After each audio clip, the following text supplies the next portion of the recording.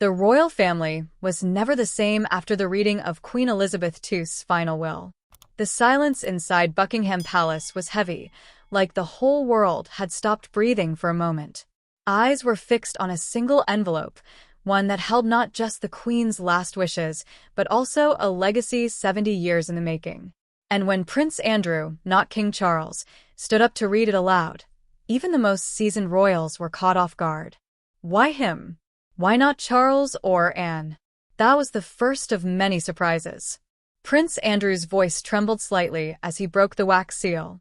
This wasn't just any legal formality, it was an emotional goodbye from a mother, a monarch, and a woman who had carried the weight of a nation longer than most people have been alive.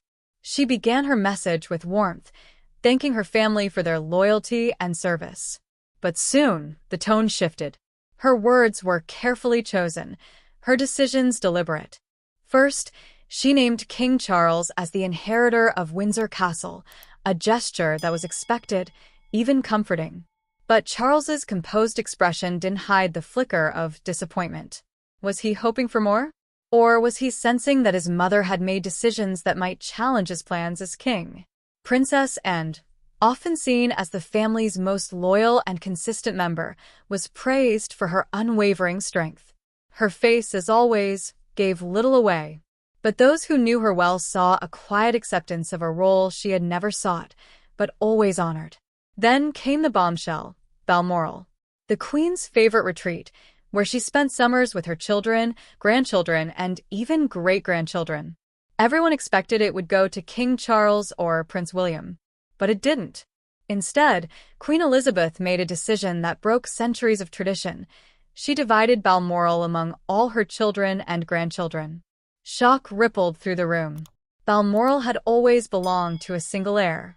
It was more than a piece of land. It was a symbol of continuity, of royal authority. By choosing to share it, was the Queen trying to unite her fractured family? Or was she trying to prevent one person from holding too much power? Some thought it was her way of staying in control, even after death. Others believed it was a message, pleading for peace, togetherness, and healing. She had watched her family struggle with conflict, public scandals, and personal heartbreak. Maybe this was her final attempt to remind them of what really mattered. Prince William sat in silence, his eyes fixed on the floor. He understood the message, but he also understood the burden. Sharing Balmoral meant shared responsibility, shared decisions, and possibly shared disagreements. It wouldn't be easy, and Catherine, seated beside him, remained calm as ever. But when her name was read, even she couldn't hide a moment of surprise. The Queen had left Catherine the Vladimir tiara, one of the most historic and valuable jewels in the royal collection. It was a powerful symbol, a sign of trust, and a clear nod to her future role as queen consort. It wasn't just a gift, it was a responsibility, and Catherine, with all her grace, seemed ready for it. Then came something no one had expected. Prince Harry's name was mentioned. After stepping back from royal duties, many assumed he would be left out entirely. But the Queen had other plans. She left Harry a silver box that once belonged to her father, King George VI. Inside were handwritten letters, personal notes, and memories from a time long gone. This wasn't about money. This was about history, identity, and connection. Harry's eyes reportedly filled with emotion. Across the room, Prince William remained tense. Their relationship had been strained for years, and this gesture only added another layer to the story. Was the Queen hoping this gift would bridge the gap between the brothers? Or was she simply reminding Harry that he was still family no matter what? Princess Anne was next. She received Sandringham Estate, a place tied to countless family memories. Christmases, private talks, quiet walks in the countryside. It had been the Queen's favorite spot during the holidays, and accepted it with quiet dignity, but those who looked closely noticed the hint of emotion in her eyes. Prince Edward, the quietest of the Queen's children, was given Bagshot Park, and with it, a written message. The Queen expressed hope that Edward would continue his quiet service to the crown. He had never sought the spotlight, but his loyalty had never wavered. Now she was asking him to take a bigger role. Meanwhile, the atmosphere in the room had changed. King Charles sat upright, his hands clenched. The will was not what he had expected. Yes, he had Windsor, but Balmoral was shared. Other properties and honors were spread among his siblings. His mother's choices suggested a royal future that depended on cooperation, not central control. Then came a moment no one saw coming. The Queen's will mentioned Prince Louis, the youngest of her great-grandchildren. He received a personal, handwritten letter from his great-grandmother. It was simple, heartfelt, and filled with warmth. A letter to guide him in life, long before he would understand the weight of the family he was born into. Catherine quietly wiped a tear. That letter wasn't just for Louis. It was a symbol of how much the Queen cared about the future generation, about what her legacy would mean to them. And finally, in the will's closing pages, the Queen left something extraordinary to King Charles, her private diaries, letters, and reflections. These were not for public reading. They contained her thoughts from decades of rule, the moments of joy, fear, and doubt she never shared with anyone. This was her real inheritance to Charles. Not jewels, not estates, but her wisdom, her experiences, her voice. Charles accepted the gift with a solemn nod. It was a reminder that, even as king, he would always carry his mother's presence with him. Her choices had redefined the family's path, and now it was up to him to honor them, or change them. As Andrew closed the will, the room sat in silence once again. Each royal was lost in thought. Some looked relieved. Others looked troubled. Every item, every sentence had meaning, and none of it was accidental. The Queen's will was more than a list of inheritances. It was her final message to the family, and maybe to the world.